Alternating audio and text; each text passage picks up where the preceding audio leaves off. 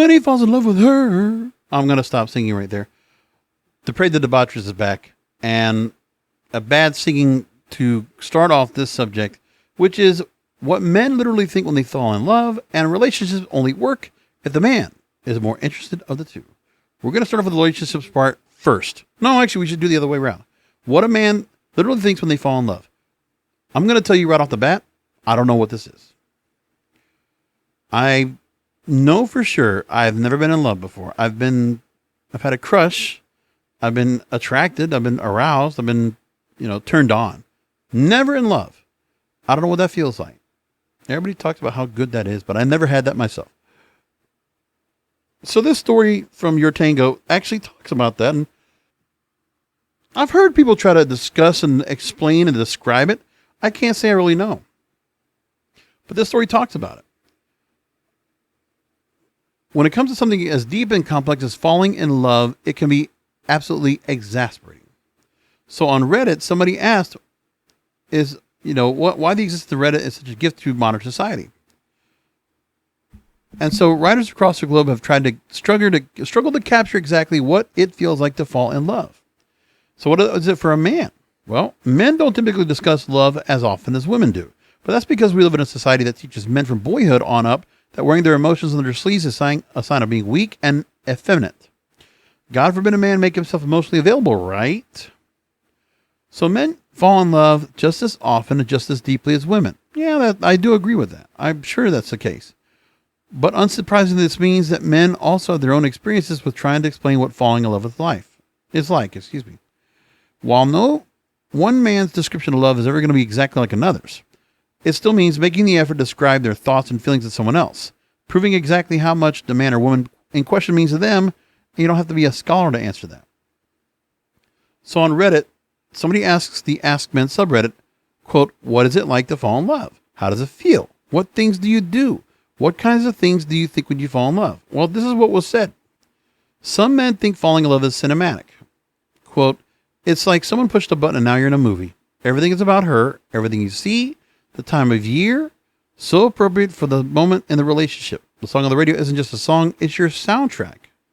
You feel like you're caving in inside and you want to devour her like a savage. Well, that's the one thing I can tell you is I always have a bunch of songs that I think about when I bring it up, but it's like, it's never enough. It's not like that where I get one song that really stands out to me that is, some people will probably look at it when they get married. This is the song we're going to dance, our first dance to, right? After our wedding, after we get married. Number 2, others find falling in love overwhelming in the best possible way. Think of someone first instead of yourself. 3, some men think they're compelled to fall in love and it's out of your control. So, falling in love is like there's a button in front of you that says, press this for free cookies. But every time you press it, a bird poops in your hand instead. You keep pressing it because you really want a cookie. And once in every 100 times, you get a cookie. And it's the best cookie you ever had. Men know they're falling in love, number 4, because you're always on their minds. For me, I can't stop thinking about her. Not like an infatuation, but in my everyday life comes up. Like when I go to the store and I'm buying whatever garbage I'm going to eat, I think about what she would like. I usually think about her in the morning while I'm getting ready and at night before bed. For me, it's a lot like infatuation, but when I'm in love with someone, I don't think about her showering or whatever depraved thing I normally would think. It's innocent and a little pathetic. But then also men say that falling in love is great, but also terrifying. It feels good, so right, but it feels so tenuous. Like the actual universe is trying to keep it from happening. You walk on eggshells because you just don't want to cause a disaster. You emote a lot, blush easily, maybe try and push her away a bit to temper your own feelings. It's a hell of a ride. Yeah, because you're not yourself. You're not the guy that's like just in control and independent of himself. Now you're trying to incorporate your feelings for someone, and it's something even more than just feelings. 6, some men compare falling in love to getting a shiny, valuable new gadget they'll cherish. You get something new, everything runs so smooth, no clutter, casing's all shiny and clean. Then you get familiar with it, install some programs you think might be kind of shady, and it's like a laptop computer you're trying to compare it to. Then there's a stage when the laptop is lower than a hamster-powered one, overheats like crazy, shuts off the most inappropriate times. So people who can't get past that first stage, because actually they actually care about their stuff, I think that's what love kind of is. It's an interesting way to look at it. But I wish more men got to feel this. Women get to feel this, and unfortunately, when they get succumb to this, it can be a blind love, which is why we always see where certain women will just have this expectation of what they think the person's going to be. And then that expectation might be somewhat reachable for the first couple of months, but then it goes away and everything goes downhill. And then they just keep thinking, well, it's going to go back to it. It's going to go back to it. We can get them back. And normally it doesn't happen. But many women fall into this trap. They also don't want to admit that they got into the trap, and now they have to break up, and they have to make a big deal about somebody that we're so happy about, they made us so wonderful and so in love with. Now they're going to have to turn them away. Because you said all this out there about people to all your friends and family. And now you're saying to yourself, oh no, what have I done? I can't get out of this. I'm stuck. I'm trapped. I have to make this work. So the pressure comes on. Depression, desperation, it all comes into play. Now, what if you get into a relationship? You actually make it work. You get to the relationship.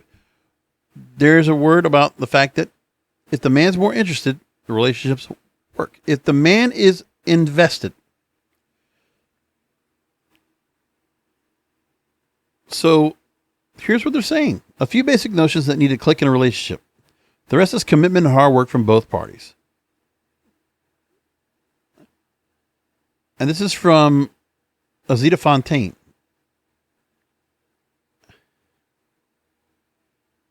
And she's a writer and sociologist passionate about human relationships, motivations, and inner drives. So in the story, she says this. Among her family and friends, in each relationship, traditional, conventional relationship, man and a woman, that is successful and has the potential to be lasting forever, it's always the man who's more interested. It's not the women that aren't. They are too, but there's a slight imbalance between.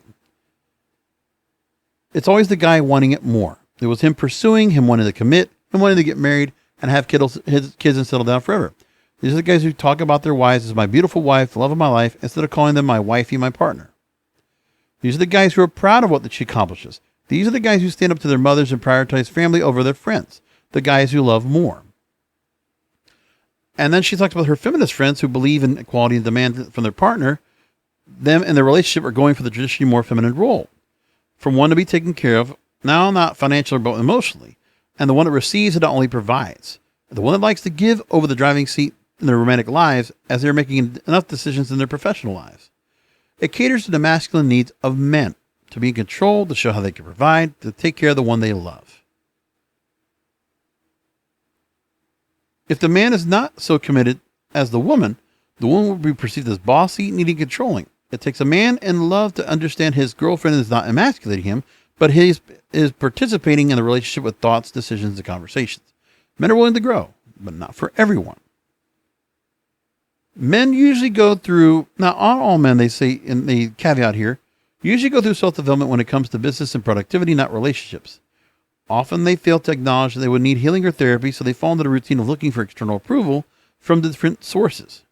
Unless they find someone that they are really interested in or love or obsessed with, they wouldn't change even for their committed partner as they get the necessary feedback and they don't push themselves further.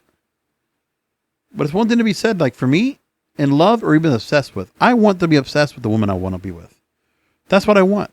And I want her to be obsessed with me. It's an impossible expectation, but you know what? At this point in my life, that's where I'm at. Relationships need growth from both parties, especially because women tend to grow and the men need to keep up. If the man is unwilling, the woman will quickly outgrow and conflicts will never stop. And there is something to be said about the thrill of the chase, the appeal of the uncertain and unattainable. Being afraid to lose someone is the biggest motivator to better yourself, listen and pay attention.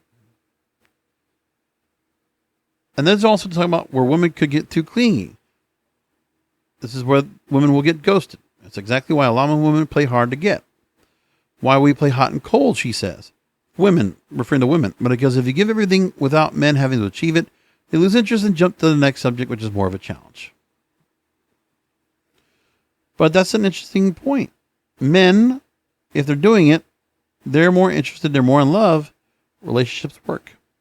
So ladies, I hope you take this into part.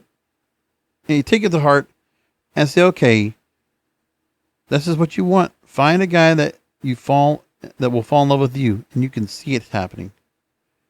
And then they make it work in the relationship. That's a keeper. That's a man you hold on to.